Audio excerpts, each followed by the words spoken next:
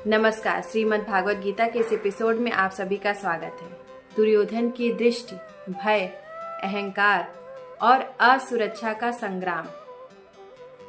भगवत गीता का श्लोक बाहरी युद्ध से ज्यादा अंतर युद्ध की मनोविज्ञान को खोलता है। यह श्लोक है दुर्योधन की दृष्टि से शुरू होता हुआ युद्ध। जब उसने पांडवों की सेना को देखा तो सबसे पहले उसके भीतर जो उठा वह क्रोध नहीं था, वह था डर, भय। संजय उवाच दृष्ट्वा तु पांडवानीकं व्यूढ़ं दुर्योधनस्तदा आचार्यमपु संगम्यम राजा वचनमप्रीत। इसका सरल अर्थ है, संजय कहते हैं, हे धृतराष्ट्र, पांडवों की सेना को युद्ध के लिए सुसज्जित देखकर राजा दुर्योधन अपने गुरु द्रोणाचार्य के पास गया और उनसे ये बातें कहने लगा। यहाँ से शुरू होती है अहंकार और असुरक्षा की कहानी, जहाँ बाहरी युद्ध से पहले भीतर का डर जागता है। दृष्ट्वा तु पांडवानीकम, दृष्टि का युद्ध। यह श्लोक दृष्ट्वा से शुरू होता है।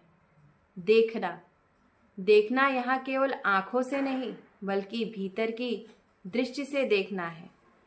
दुर्योधन ने पांडवों की सेना देखी, लेकिन उसे वहां साहस नहीं, खतरा दिखा। यह वही दृष्टि है जो आज भी हम सब में मौजूद है। जब कोई और आगे बढ़ता है तो हमें प्रेरणा नहीं, प्रतिस्पर्धा दिखती है, कंपटीशन दिखता है।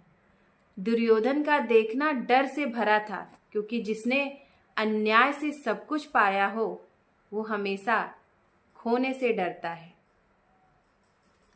दुर्योधन तदा, समय का मोड़। तदा शब्द का अर्थ है उस समय। यह वह क्षण है जब युद्ध के मैदान में हजारों योद्धा खड़े हैं, पर सबसे बड़ा युद्ध दुर्योधन के मन में चल रहा है।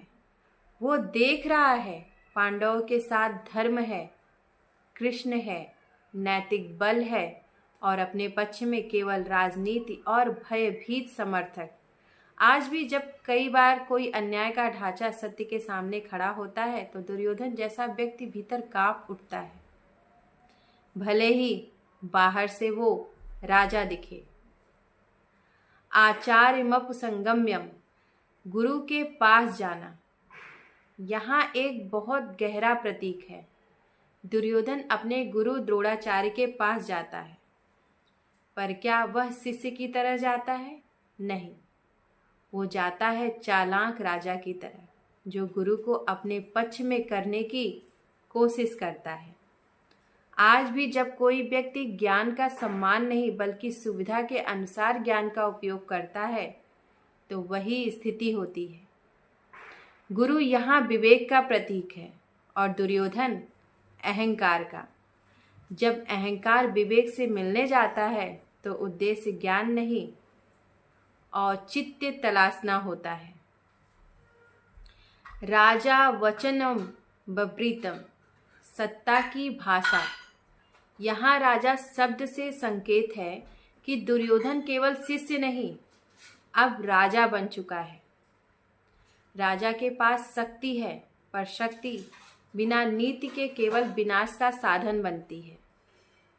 आज भी जो व्यक्ति संस्था या नेता केवल अपनी सत्ता बचाने के लिए दूसरों को मोहरा बनाते हैं, वो दुर्योधन की यही मानसिकता को दोहरा रहे हैं। मनोविज्ञान की परिधि क्या है? दुर्योधन के भीतर तीन भाव एक साथ हैं। भय, क्योंकि धर्म उसके खिलाफ है, और दूसरा है असुरक्षा, क्योंकि वो जानता है कि अर्जुन श्रेष्ठ है। तीसरा है अहंकार, क्योंकि वह फिर भी मानना नहीं चाहता। यही तीन गुण हर व्यक्ति को अंधा बना देते हैं। हम भी कई बार सत्य देखकर भी अपने निर्णय ईगो से लेते हैं, विजडम से नहीं, और यहीं से जीवन का कुरुक्षेत्र शुरू होता है। आज का दुर्योधन, चलिए इसके विषय में समझते हैं। आज दुर्योधन एक व्यक्ति नहीं है, वो एक विचारधारा है। हर वह इंसान जो सत्य को जानकर भी सत्य के लिए गलत का साथ देता है, वो आधुनिक दुर्योधन है। कंपनियों में, राजनीति में, रिश्तों में, हर जगह दुर्योधन दृष्टि दिखाई देती है, जो कर्म से नहीं चालाकी से जीतना चाहता है, जो गुरु को भी अपने उद्देश्य का माध्यम बना लेता है। लेकिन याद रखिए, हर दुर्योधन के पीछे एक संजय होता है, जो यह सब देख रहा होता है, यानी आपकी अंतरात्मा। आपकी अंतरात्मा की आवाज़ आपको सब कुछ बता देती है। संजय की दृष्टि मतलब साक्षी भाव। संजय वह शक्ति है जो देख रही है पर फंसी नहीं है। वह बताती है कि सही दृष्टि वही है जो युद्ध में निष्पक्ष रह सके। आज अगर हम अपने जीवन के युद्ध में संजय की तरह साक्षी बन जाएं, तो हम हर दुर्योधन को पहचान सकते हैं जो हमारे भीतर बैठा है। वर्तमान जीवन से क्या जुड़ाव है इसका, चलिए अब इसके विषय में समझते हैं।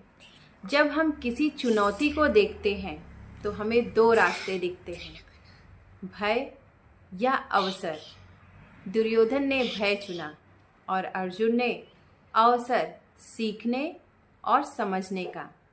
आज भी जब हम कोई कठिन परिस्थिति देखते हैं तो हमारा दृष्टिकोण तय करता है कि हम युद्ध हारेंगे या जीवन को जीतेंगे। दुर्योधन का पहला कदम, विनाश की शुरुआत। गीता के पहले अध्याय का यह दूसरा श्लोक पूरा संकेत देता है कि विनाश हमेशा अहंकार और भय के मिलन से शुरू होता है।